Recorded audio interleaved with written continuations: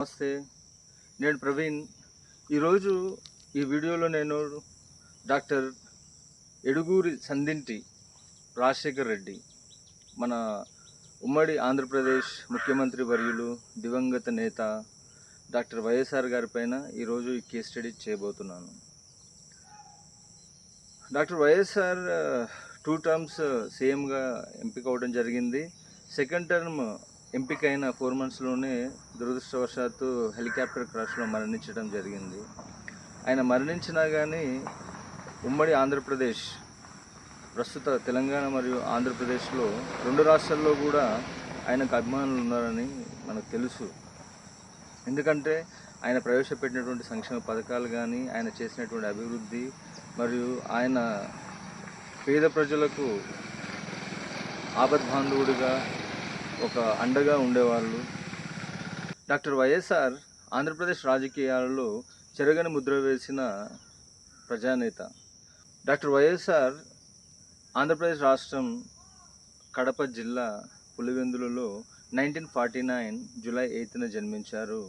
తండ్రి రాజారెడ్డి, తల్లి జయమ్మ దంపతులకు ఈయన జన్మించడం జరిగింది. వారిది వ్యాపారము మరియు వ్యవసాయ నేపథ్యము కలిగి ఉన్న కుటుంబము. ఎక్కువ మధ్య తరగతి కుటుంబంగా మనకు తెలుస్తుంది డాటా. వైఎస్ఆర్ ఎంబీబీఎస్ గుల్బర్గాలో చదివారు, ఎంఆర్ కాలేజ్లో. తర్వాత హౌస్ సర్జన్ తిరుపతిలోని వెంకటేశ్వర మెడికల్ కాలేజీలో చేశారు. ఆయన కెరియర్ బిగినింగ్లో వైద్యుడిగా కూడా కొంతకాలం పనిచేశారు పులివెందులలో. రూపాయి తీసుకునే వైద్యం అందించారని ఆయనకు అలా మంచి పేరుంది. మరియు ఆయనకు వైఎస్ విజయమ్మ గారితో వివాహము, మరియు వాళ్ళకి ఇద్దరు జగన్మోహన్ రెడ్డి, షర్మిల గారు, వాళ్ళు కూడా రాజకీయాల్లోనే ఉన్నారు. వైఎస్ఆర్ గారి ఫాదర్ రాజారెడ్డి గారు అక్కడ స్థానిక ప్రజల్లో ఉండేటువంటి వివాదాలను పరిష్కరించడంలో పేరుగాంచారు. డాక్టర్ వైఎస్ఆర్ రాజకీయాల పట్ల ఉన్న ఆసక్తితో 1978లోనే కాంగ్రెస్ పార్టీలో చేరి పులివెందుల నియోజకవర్గం నుంచి ఫస్ట్ టైం ఎమ్మెల్యేగా కంటెస్ట్ అయ్యి అక్కడ విజయం సాధించారు వాళ్ళు. ఆ తర్వాత గ్రామీణ వ్యవసాయ సహాయక మంత్రిగా, ఆ తర్వాత ఎక్సైజ్ మరియు విద్యాశాఖ మంత్రిగా కూడా వైఎస్ఆర్ గారు పనిచేయడం అనేది మనకు తెలుసు. ఆయన పులివెందుల నుంచి పోటీ చేసిన ప్రతిసారి ఒక 6 టైమ్స్ అక్కడ నుంచి పులివెందుల కాన్స్టిట్యున్సీ నుంచి ఆయన కంప్లీట్ అవ్వడము, అక్కడ నుంచి ఆయన కంటిన్యూస్గా విజయం సాధించారు. మరియు 4 టైమ్స్ కడప ఎంపీగా కూడా ఆయన కంప్లీట్ అవ్వడము, అక్కడ కూడా ఆయన విజయం సాధించడం అనేది మనం చూసినాం. ఆయన పోటీ చేసిన ప్రతిసారి ఆయనకు ఓటమి అనేది లేదు. ఓటమి ఎరుగని నేత మన వైఎస్ఆర్. ఆ విధంగా కొనసాగుతున్న ఆయన ప్రస్థానంలో 19 పాలిటెక్నిక్ డిగ్రీ కాలేజీలను ఆయన ప్రారంభించినట్టు తెలుస్తుంది. తర్వాత వాటిని లైవ్ల గ్రూప్కు ఆయన హ్యాండ్ ఓవర్ చేశాడు. ఆ తర్వాత 1978లో ఫస్ట్ టైం ఎమ్మెల్యే కంప్లీట్ చేసి గెలిచిన తర్వాత ఫస్ట్ టైం ఎమ్మెల్యే అయ్యి ఆయన మంత్రిగా కూడా సేవలు అందించారు. 2003లో 64 రోజుల్లోనే 1500 కిలోమీటర్ల పాదయాత్ర చేసి ఆయన అప్పుడు ఒక ఆంధ్రప్రదేశ్ రాష్ట్ర రాజకీయాల్లో అది ఒక సంచలనంగా మారింది. అది ఆయన పాదయాత్రలో ప్రజల అవసరాలను మరియు రైతుల సమస్యలను తెలుసుకోవటము, ఆ తర్వాత అది వెంటనే కాంగ్రెస్ పార్టీ అధికారంలోకి రావడానికి అది ఒక ముఖ్య భూమిక పోషించింది ఆ పాదయాత్ర అనేది. ఆ తర్వాత వారు అధికారంలోకి వచ్చిన తర్వాత ఆయన మొట్టమొదటిసారిగా ప్రమాణ స్వీకారం చేసింది 2004 మే 14వ ముఖ్యమంత్రిగా ఆంధ్రప్రదేశ్ రాష్ట్రానికి ఆయన ముఖ్యమంత్రిగా ప్రమాణ స్వీకారం చేశారు. మొదటి టర్మ్ సీఎంగా కొనసాగిన కాలంలో పేదల సంక్షేమం పైన ఆయన ఎక్కువ దృష్టిని కేంద్రీకరించారు.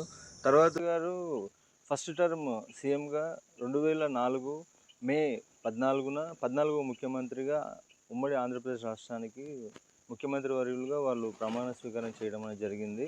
వారు అధికారంలోకి వచ్చిన తర్వాత ముఖ్యంగా వ్యవసాయము, సంక్షేమ పథకాలు, Rajiv Gandhi international airport, ORR, మరియు అంత మాత్రమే కాకుండా వాళ్ళ టర్మ్లో వాళ్ళు చేసినటువంటి డెవలప్మెంట్ అనేది సెకండ్ టర్మ్లో వాళ్ళు మళ్ళీ అత్యధికంగా మెజారిటీతో అధికారంలోకి రావడానికి కారణమైంది. 2009 మే 20న 15వ ముఖ్యమంత్రిగా, అంటే ఆయననే సెకండ్ టర్మ్ సీఎంగా ప్రమాణ స్వీకారం చేశారు. ఆయన ప్రమాణ స్వీకారం చేసిన 4 నెలల కాలంలోనే, అంటే సెప్టెంబర్ 2 తారీఖున హెలికాప్టర్ క్రాష్లో నల్లమల్ల ఫారెస్ట్లో ఆయన మరణించడం జరిగింది. ఆయనతో పాటు 4 ఆఫీసర్లు కూడా చనిపోయారు. మొత్తం 5 మంది. రెయిన్స్ మరియు బ్యాడ్ వెదర్ కారణంగా హెలికాప్టర్ క్రాష్ జరిగి మొత్తం 5 మంది చనిపోవడం జరిగింది. దాంట్లో 3 తారీఖు నాడు వెలువరించినటువంటి రిపోర్ట్లో బ్యాడ్ వెదర్ అండ్ విపరీతమైన వర్షాల కారణంగా హెలికాప్టర్ క్రాష్ జరిగిందని చెప్పేసి వాళ్ళు రిపోర్ట్లో తెలియజేయడం జరిగింది. ఆ తర్వాత ముఖ్యంగా వైఎస్ఆర్ గారు ప్రవేశపెట్టిన పథకాలను చూస్తే అవన్నీ కూడా భారతదేశ చరిత్రలోనే కనీ విని ఎరగని పథకాలుగా మనం చూడవచ్చు. ఆరోగ్యశ్రీ అయితేనేమి, ఫీజు రియంబర్స్మెంట్ అయితేనేమి, లేకపోతే 2 రూపాయలకి కిలో బియ్యము మళ్ళీ తిరిగి ఆయన ప్రారంభించడం జరిగింది. అంతకుముందు అన్న ఎన్టీఆర్ గారు వాళ్ళ కాలంలో ఇచ్చినటువంటి దాన్నే మళ్ళీ డాక్టర్ వైఎస్ఆర్ గారు మళ్ళీ ఇవ్వటం జరిగింది. మరి అంతేకాకుండా రైతులకు ఉచిత విద్యుత్, ఇలాంటి ఎన్నో అద్భుతమైన పథకాలను ఆయన ప్రవేశపెట్టారు.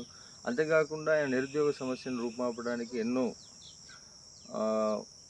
ప్రైవేటు రంగ సంస్థలని ఆయన పెట్టుబడులు పెట్టడానికి ఆహ్వానించడమే కాకుండా ప్రభుత్వం నుంచి కూడా ఆయన ఎన్నో నోటిఫికేషన్స్ చేసి ఎంతోమందికి ఉద్యోగ అవకాశాలను కల్పించడం జరిగింది. డాక్టర్ వైఎస్ఆర్ గారు చనిపోయిన తర్వాత ఆయన హఠాత్ మరణాన్ని చూసి షాక్కు గురై, నేను స్టడీ చేసిన దాంట్లో 120 మంది ప్రజలు ఉమ్మడి ఆంధ్రప్రదేశ్ రాష్ట్రంలో చనిపోయారని తెలిసింది. కొంతమంది 400 అని అన్నారు. అయితే వారి కుమారుడు డాక్టర్ జగన్ గారు ఆ కుటుంబాలను పరామర్శించి వారికి ఆర్థిక సహాయాన్ని కూడా అందించినట్టుగా మనకు తెలుసు. మరి అంతేకాకుండా వైఎస్ఆర్ గారు చనిపోయిన తర్వాత 2025 నాటికి ఆంధ్రప్రదేశ్ మరియు తెలంగాణ రాష్ట్రాల్లో ఆయనకు 3,000 పైగా విగ్రహాలు అనేటివి ప్రతి గ్రామాల్లో మరియు టౌన్స్లో అంతటా ప్రజలు అభిమానం కొద్ది ఏర్పాటు చేసుకోవడం అనేది జరిగింది. డాక్టర్ వైఎస్ఆర్ గారు చనిపోయినా కానీ ఆయన చేసినటువంటి మంచి పనులు ప్రజల్లో వారి హృదయాల్లో ఎప్పటికీ సుస్థిరంగా ఉంటాయని చెప్పొచ్చు. ఎందుకంటే ఆయన మాస్ పీపుల్కి, అంటే ముఖ్యంగా రైతులకి, గ్రామీణ ప్రాంతాల్లో ఉండేటువంటి పేదవారికి, బిలో పావర్టీ లైన్లో ఉన్న వాళ్ళకి బయట రేషన్ కార్డ్స్ కూడా ఇవ్వడం జరిగింది.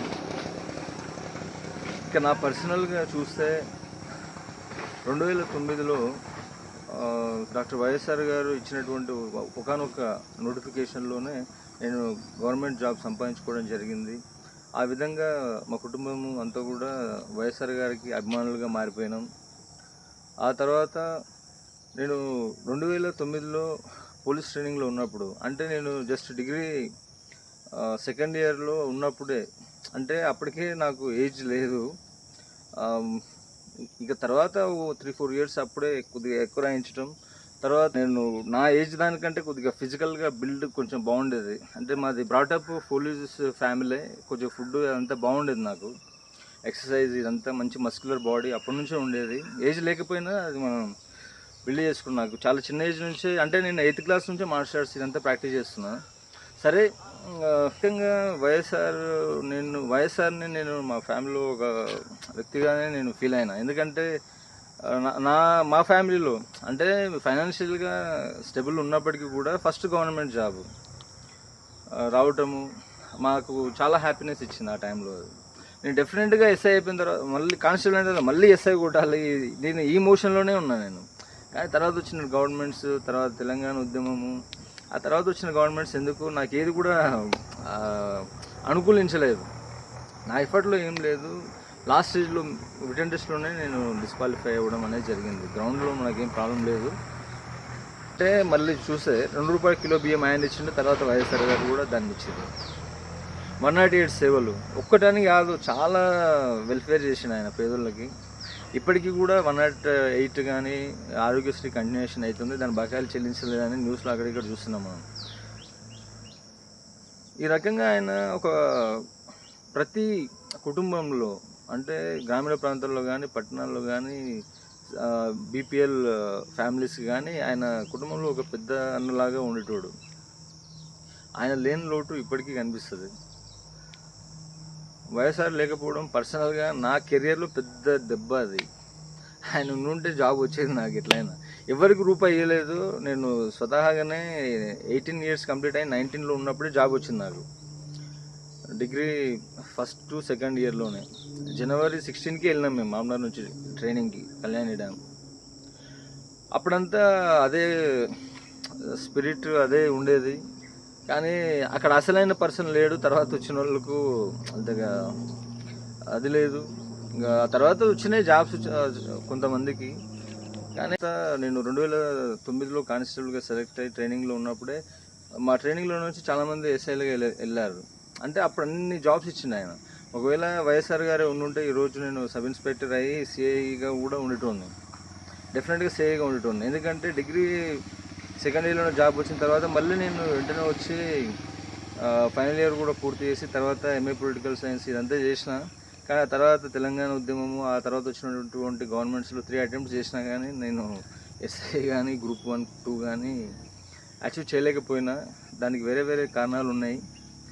అయినా కూడా డాక్టర్ వైఎస్ఆర్ గారు ఉంటే, అంటే బిలీఫ్, ఆయన గవర్నమెంట్లో జాబ్ వచ్చింది కాబట్టి ఆయన ఉంటే నేను డెఫినెట్గా నా లైఫ్ ఇంకొంచెం బెటర్గా ఉండేదని నా పర్సనల్ బిలీఫ్ నాది. అయితే 2009 సెప్టెంబర్ 2న మేము యాక్చువల్లీ కళ్యాణి డ్యామ్ తిరుపతిలో ట్రైనింగ్లో ఉన్నాం. చాలా పెద్ద నోటిఫికేషన్. ఒక్క మహబూబ్నగర్ జిల్లా నుంచి 228 మంది కానిస్టేబుల్స్గా సెలెక్ట్ అయినాం. ఇంకా విజయవాడ సిటీ, తర్వాత కృష్ణా డిస్ట్రిక్ట్ అందరం కలిసి ఒక దగ్గర ట్రైనింగ్. ఇంకా లేడీస్కి ఒంగోలు అలా ట్రైనింగ్ జరిగింది. అంటే ఎంత పెద్ద నోటిఫికేషన్ చూడండి. జాబ్స్ అప్పుడంతా ఒక జాతర, ఒక పండగలాగా ఉండేది పరిస్థితి సార్ ఉన్నప్పుడు. అయితే సార్ ఇలా చనిపోయారని తెలిసిన తర్వాత మేము ట్రైనింగ్లో ఉన్నప్పుడు అందరం చాలా బాధపడ్డాం. సెప్టెంబర్ 2 తారీఖు చాలామంది ఫుడ్ తినడం మానేసారు ఒక 3 డేస్ వరకు. అంటే ఆయన అంత కనెక్ట్ అయ్యాను అందరికీ. అంటే అప్పుడు ఎంత అందరికీ ఏజ్, నాకైతే అప్పుడు 18 to 19 ఉండొచ్చు. ఆ టైంలోనే ఇట్లా చనిపోయాడని చెప్పి నా పర్సనల్గా నేను కూడా చాలా ఫీల్ అయినా. ఆ కుటుంబంలో ఒక పెద్ద దిక్కు పోయినంత బాధ వచ్చింది నాకైతే. నా లైఫ్లో అయితే పర్సనల్గా వైఎస్ఆర్ గారు లేకపోవడం అనేది నాకు చాలా పెద్ద తీరని లోటు. అది సార్ ఉన్నప్పుడు జాబ్ ఇచ్చిండు, తర్వాత గవర్నమెంట్ వచ్చినాయి, తర్వాత మంచిగా డ్యూటీ చేసినా. వేరే జాబ్స్ కానీ వెళ్ళే ప్రయత్నంలో కొన్ని లీవ్స్ పెట్టుకున్నాము, అది ప్రొసీజర్ ల్యాబ్స్ అయ్యి మళ్ళీ కొన్ని పనిష్మెంట్స్. అక్కడ జాబ్ ఇచ్చిండు, వీళ్ళు ఆ జాబ్కి ప్రాబ్లం క్రియేట్ చేశారు. ఇప్పుడున్న కాంగ్రెస్ గవర్నమెంట్లోనేమో ఆ ఫైల్స్ పరిష్కరిస్తలేరు, ఆ శాఖలకు సరైన పోర్ట్ఫోలియో లేకపోవడము.